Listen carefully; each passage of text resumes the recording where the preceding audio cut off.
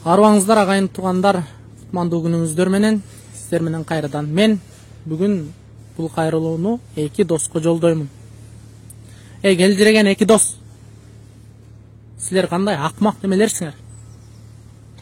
Кандай мээңер көчүңөрдөн өсүп чыккан эшек мээлерсиңер силер? Эмнеге тажик тарап каалаган учурунда биздин жерибизге бастырып кирип, аткылап, таш параңга алып кубалап, үйлөрүбүздү түрттүрө беришет? Эмнеге ушуга чейин тийиштүү чара көрүлгөн эмес? Эмне тажик тарап биринчи жолу келип атабы биздин жерге? Тажик тарап кароолун күчөтүп атат, аскерин көбөйтүп атат деген маалымат 2 ай мурда эле тарабады беле? Эмнеге даярданган эмессиңер ошого? Же бирөөнүн көчүгү силерге улуттун коопсуздугунан кымбатпы?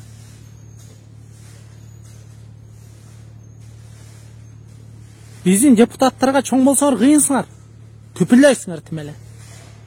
Эмнеге тажиктерди көргөндө эле келмеңер оозуңардан түшүп, сүмүрөйүп каласыңар? Я.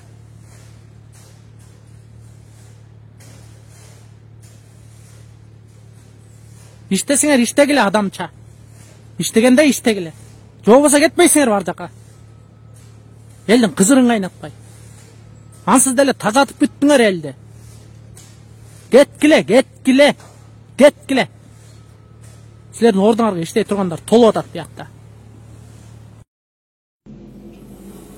Арбаңыздар агайын тугандар, кутмандуу күнүңүздөр менен, сиздер менен кайрадан мен Айыпкөл Манас. Бүгүн айтыла турган кеп, өзүңүздөр башында окугандай, Садыр Жапаров, Жээнбековдор, Матраимовдор жана Бакиевдердин байланышы жөнүндө болмокчу. Негизи бул маалымат бизге Жапаров бийликке келгенден баштап эле күбүр-шыбыр болуп жүрөт. Жапаров бийлик башына келгенде эл арасында Жапаровду бийликке Жээнбековдор менен Матраимовдор алып келди деген сөздөр байма-бай айтылган. Себеби Жээнбековдордун бийликтен кетет экендиги 2020 жылдын жайында эле белгилүү болуп калган. Эл көтөрүлүшкө чыгууга даяр болчу. Жээнбековдор бийликтен кетерин билип туруп, өзлөрүнүн бийлигин жана байлыгын жана мамлекеттеги таасирин сактап калуунун айласын Садыр Жапаровду бийликке алып келүү аркылуу тапкан дейт да жолун. Албетте бул нерсеге ал учурда ишенүү кыйын болчу. Себеби эл, бүтүндөй эл Садыр Жапаровду колдоп турган. Бирок эң кызыгы, кантип Садыр Жапаров ошончолук колдоого ээ болуп калды деген суроо туулат да ушул жерден. Себеби ошол учурда Октябрь окуяларынын тушунда таасири Садыр Жапаровдукунан көп, колдоочулар да көп, жана эл оозунда байма-бай айтылып турган саясатчылар бар эле. Алардын бири Атамбаев болчу, Темирсаиев болчу, Өмүрбек Бабанов да бар эле алардын арасында. Адахан Мадумаров дүңгүрөп турган учуру болчу ошондо. Эмне себептен Садыр Жапаров бийликке келип калды? Кантип ошондой колдоого ээ болуп калды деген суроо туулат. Бул жерде күтүлбөстүк деген фокус ойноп кеткен да. Кантип? 2005 жылкы көтөрүлүштө Акаев бийликтен кеткен учурда эл оозунда Феликс Кулов деген ат катуу дүңгүрөгөн. Эсиңиздерде болсо керек баарыңыздардын. Бирок ал учурга чейин Феликс Кулов түрмөдө отурган киши болчу. Эч ким билчү эмес ал жөнүндө. Көпчүлүк ал жөнүндө билчү эмес. Бирок ал түрмөдөн чыгаар менен эл арасында авторитети абдан күчтүү болуп өсүп кетти. Темир генерал болуп керек болсо Феликс Кулов президент болуп кала турган жерге чейин жеткен. Эл алдындагы кадыр-баркы ошончолук бар болчу. Бирок ал кишинин орус тилин гана билип, кыргыз тилин билбегени анын президент боло алышына тоскоол болуп калган. Эгерде Кулов ошондо кыргыз тилин билгенде, ал президент болуп калыш ажеп эмес кеп болчу да. Бирок ал бийликке келиштин жолун Бакиевтер менен биригип, экөө тандем түзүп туруп, күчтүү бийликти орнотуу тууралуу келишим түзүшүп туруп, анан бийликке келишкен. Ошол сыяктуу көрүнүш болуп кетти да бул жерде. Садыр Жапаровду колдоочу адамдар бар болчу. Жок эмес болчу. Бирок анчалык көп эмес болчу экендиги бул факт. Эмне себептен эл Садыр Жапаровду колдоп калды? Анткени Садыр Жапаровду колдоочулар көп болчу аянтта. Анткени Садыр Жапаровду колдоп турган Жээнбековдор бар болчу, Матраимов бар болчу. Экөөнүн кызыкчылыгы бир болчу. Экөө тең өзүлөрүнүн байлыгы менен таасирин сактап калышы керек болчу. Мына экөө биргеликте фонд түзүп, кадимкисиндей парламентке чимкирек депутаттарды алып келген сыяктуу эле экөө бирдей колдоо менен Жапаровду бийликке алып келип, аянттагы колдоочуларды толук бойдон каржылап турган. Мына ошондо Садыр Жапаровду кулатып кое ала турган күчтөр бар болчу. Атамбаев бар эле, Бабанов бар болчу, жана башка элге таасири күчтүү саясатчылар көп болчу ал жерде. Бирок алардын бирин дагы сүйлөтпөй, элдин алдына чыгарбай, жана алардын таасиринин мындай үстөмдүк кылып кетишине өтө катуу каршылык көргөзүлгөн. Садыр Жапаровдун бийлигине коркунуч туудура ала турган таасири бар адамдарды кубалашып, сабатчысын сабап, таш менен урчусын таш менен уруп, атчысын атып туруп кубалагыла. Аянттан кубалагыла. Жалгыз гана Жапаров калсын ошол жерде. Жапаров сөз сүйлөсүн, Жапаровдун сөзү колдонсун. Көпчүлүк Садыр деп турсун деп, ар бир сөздү айтуу үчүн, Садыр деп кыйкыруу үчүн дагы ал жака көптөгөн акчалар коротулган. Бул фондко Жээнбековдор менен Матраимовдордун фондуна үчүнчү күч болуп туруп Бакиевтердин фонду кошулган. Аны эмне менен далилдеп берсек болот? Кантип? Эң жөнөкөй бул.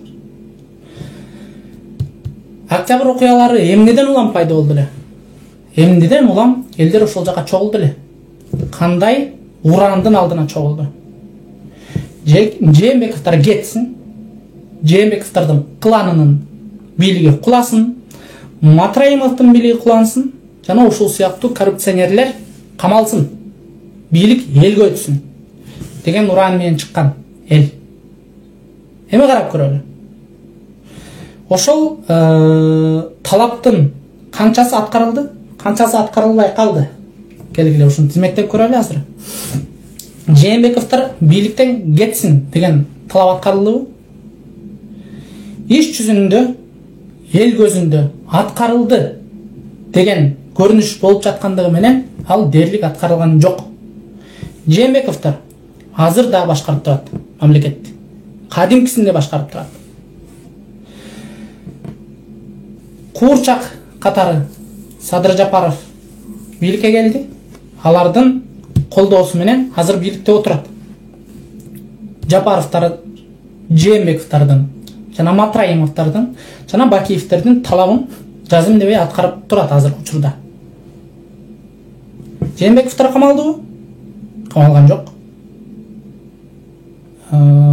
Суракка чакырылып туруп, сурак бермешетти дагы. Кайра үй камагына чыгарылды деген ат менен бошоп кетти. Ал кайра түрмөгө барып отурбайт. Отурбайт ал түрмөгө. Алар камалбайт. Элдин талабы аткарылбайт. Дагы эле. Бир Матраимов камалсын деген. Камалдыбы? Камалган жок. Камалган жок. Ал мамлекеттин башына келтирген залалды төлөп бериши керек болчу. 2 миллиардтан ашуун доллар төлөшү керек болчу. Ал 2 миллиард сом менен кутулуп кетти. Эл алдында 2 миллиард сом берди деп айтылды. Бирок ал кускан жок. Ал түкүргөн дагы жок. Темирлан Султанбеков айтмакчы, чүчкүрүп койду. Дагы бошоп кетти. Кадимкисиндей жыргап жашап атат ал азыр. Чимкирик депутаттар кетсин деген талап коюлган. Чимкирик депутаттар кадимкисиндей башкарып турду. Аларды президент отуруп алып мактады. Бул депутаттар Кыргыздын тарафында калат. Мындай кырдаалда элибиздин жүгүн көтөрүп турду деген ат менен мактап берди президент. Шайлоо өттү. Мурдагыдан экеси ыплас жол менен өттү дагы. Чимкириктер кайра эле келди. Алардын катарына бир уч элдин колдоосуна татыган адамдар келмиш болгону менен алардын талабынын бири дагы аткарылбай турат. Алардын сөзүн уккан киши жок, алардын идеясын колдогон киши жок. Алардын катарында элдин талабын аткарууга аракет кылган адамдар жокко эсеп. Кыскасы, мынтип санап отура бере турган болсо, азыркы бийликтин мүчүлүштүк кетирип жаткандыгын айтып бүтпөй турган тема да бул.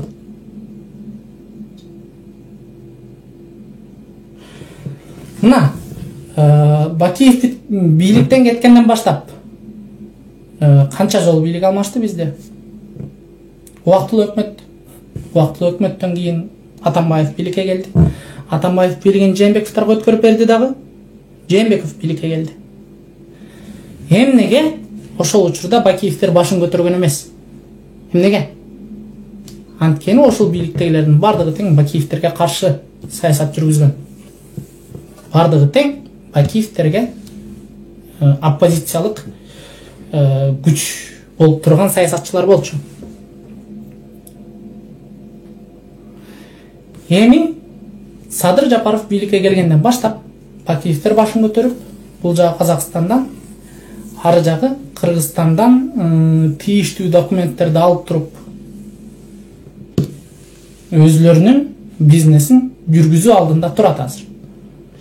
Эл оозунда айтылган жанагы саясий булактар айткан күбүр шыбырлар жөнүндө кеп сала турган болсок, Бакиев өзүнүн бийлигин акырындан күчөтүп жатат, өзүнүн таасирин да күчөтүп жатат, жана өзүнө тийиштүү жерлерди кайра кайтарып алуу менен өзүнүн бизнесин кайра жүргүзгөнү турат деген маалыматтар жүрүп жатат бул жерде. Мен эмне үчүн бул маселени мурда көтөргөн эмесмин? Мен бул жөнүндө кеп башталып жаткан учурда мен саясатка толук аралаша элек кезим болчу. Саясатка аралашайын деген оюм дагы жок болчу.